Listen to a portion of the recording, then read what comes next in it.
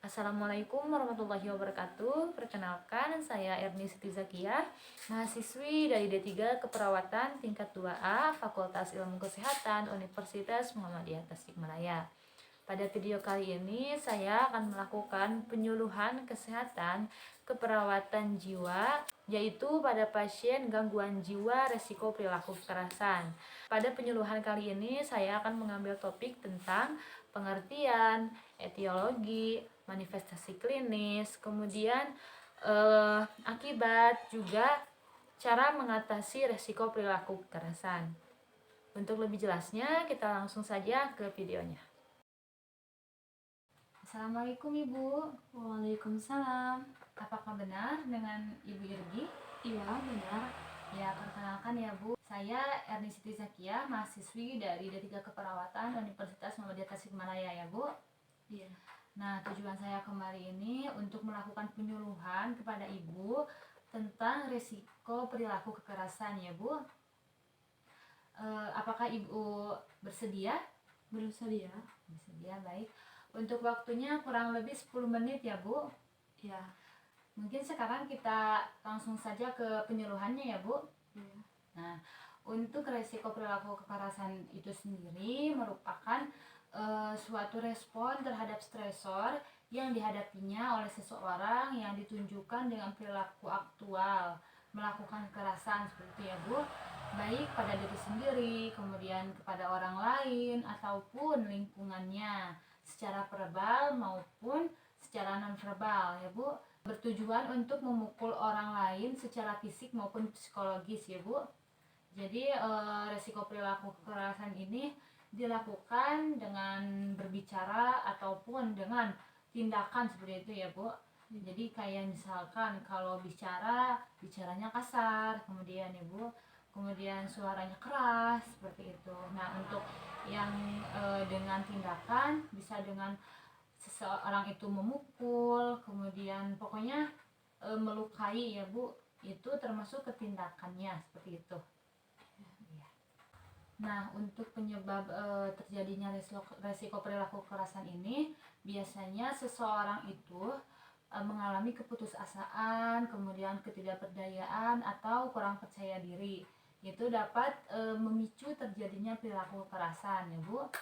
Atau misal dari faktor lingkungan, misalkan ya, seseorang itu dapat melakukan perilaku kekerasan jika terjadinya rebutan, kemudian jika adanya konflik interaksi sosial, kemudian terjadinya kritikan yang mengarah pada penghinaan, itu dapat menjadi pencetus terjadinya seseorang mengalami resiko perilaku kekerasan ya Bu.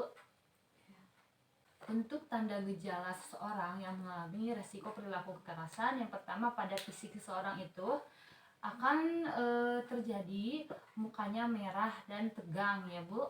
Kemudian mata melotot ataupun pandangannya tajam. Nah, kemudian dia akan mengepal tangannya, kemudian rahangnya akan mengatuk, kemudian postur tubuhnya akan kaku, dan jalannya akan mundar-mandir seperti itu ya. Jadi jalannya seperti tidak ada tujuan seperti itu. Nah, itu kan dari fisiknya ya Bu. Nah, kalau tanda gejala dari verbalnya atau dari bicaranya, seseorang itu akan berbicara kasar ya Bu, seperti yang tadi saya sebutkan. Kemudian suaranya tinggi seperti membentak atau berteriak seperti itu. Nah, kemudian seorang itu akan mengancam secara verbal atau fisik seperti itu ya. Kemudian dia akan mengumpat dengan kata-kata kotor ya. Kemudian suaranya akan ketus. Nah, kemudian tanda dan gejala yang kita dapat lihat dari perilakunya, perilaku seseorang itu seperti melakukan memukul atau melempar badan orang lain. Kemudian akan menyerang orang lain, melukai diri sendiri atau orang lain, merusak lingkungan, juga dia itu akan mengamuk atau agresif.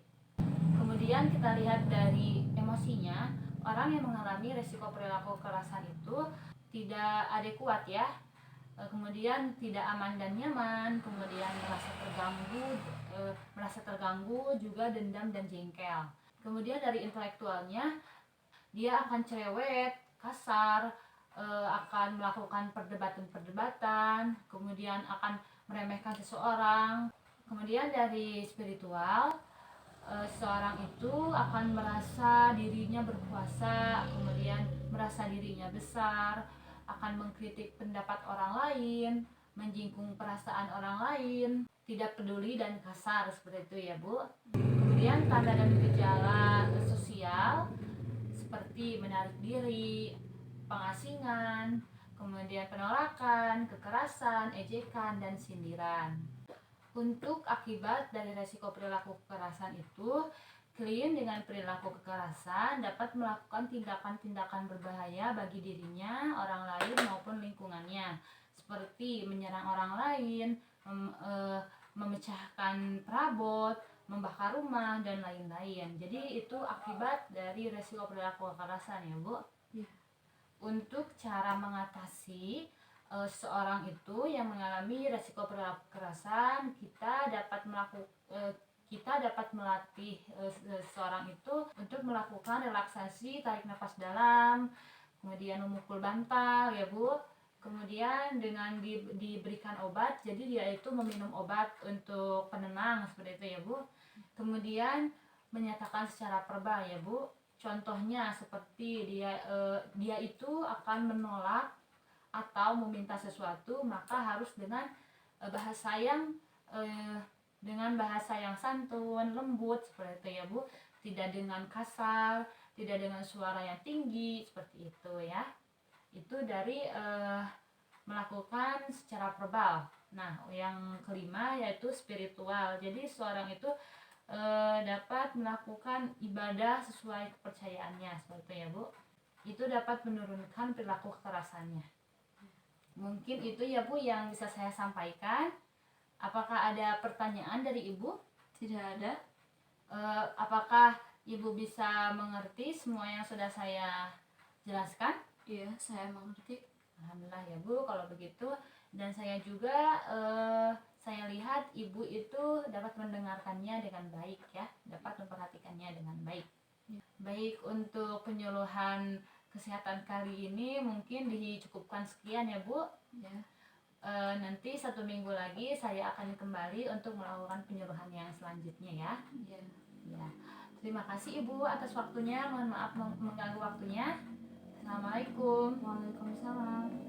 Sekian video yang bisa saya sampaikan. Mudah-mudahan bermanfaat. Terima kasih. Wassalamualaikum warahmatullahi wabarakatuh.